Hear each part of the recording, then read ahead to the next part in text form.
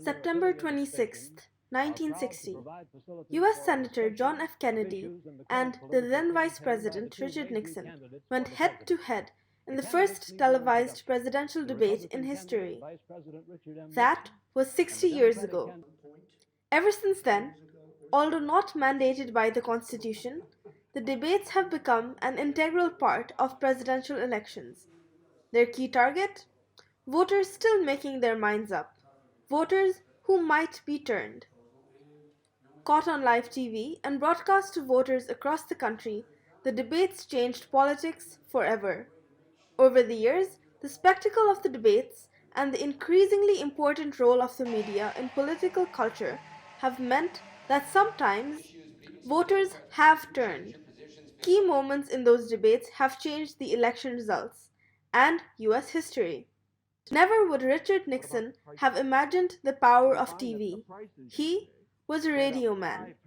But when he came up again, John F. Kennedy in a live face-off, he may not have known what was hitting him. Kennedy, cool, composed, and dressed for the occasion. Nixon, sweaty, uncomfortable, and unlike his counterpart, his suit blended him into the background. As Americans watched on, the game changed, the media spectacle had begun, and a telegenic president had been born. Following a 16-year gap, in 1976, the presidential debates returned for good, with Democratic nominee Jimmy Carter running against Republican President Gerald Ford. During the debate, Ford made a comment that Time magazine would name the blooper heard around the world. He said, "There is no Soviet domination of Eastern Europe, and there never will be under a Ford administration." Ford was talking in the time of the Cold War. All Eastern European countries were already behind the Iron Curtain. Although Ford was aware of this fact, his attempt at a rhetorical statement backfired and took his shot at re-election along with it. In 1980, Republican candidate Ronald Reagan went up against Democratic President Jimmy Carter. Reagan, a former Hollywood actor, used his stage presence to draw voters in. When Carter brought up Reagan's previous aversion to Medicare, Reagan smiled, tilted his head, and said, "Governor, there you go again." Laughter from the audience ensued, and Carter's attempts to paint him as a villain imploded.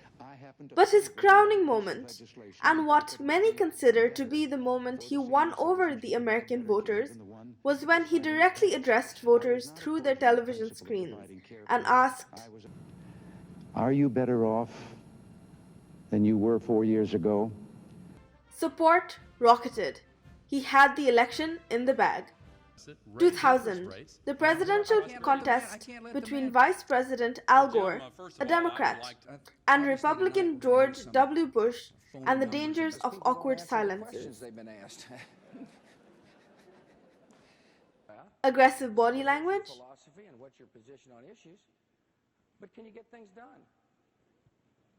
and an attempt to intimidate, one which failed. Fast forward to the 2020 presidential elections, a campaign fought bitterly across TV and social media, with an incumbent, Donald Trump, former reality TV star, come U.S. editor-in-chief, the man who got to the White House in 2016, vilifying the media, "You are fake news." but using it to his advantage. Donald Trump is the President of the United States. This time around, when Trump came head-to-head with Joe Biden on TV, a car crash ensued. Justice, radical left. Will you shut up, man? Listen, who is on your list, Joe? This Who's is on your so, list? right. Gentlemen, I think This we've is ended so this. He's going to pack the court. Tonight was a shit show.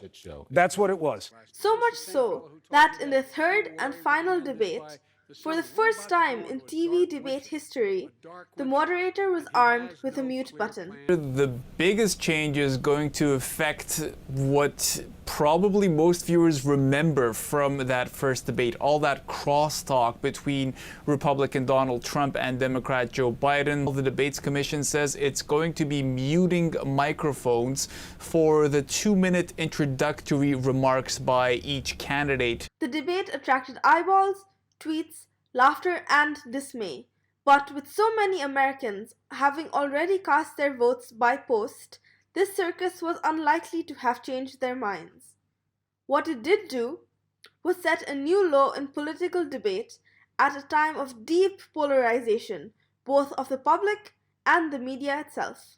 From the radio to television and now the internet, media has played a huge role in not only how a candidate is perceived by their voters, but also in showing us how important small gestures can impact the future of entire countries.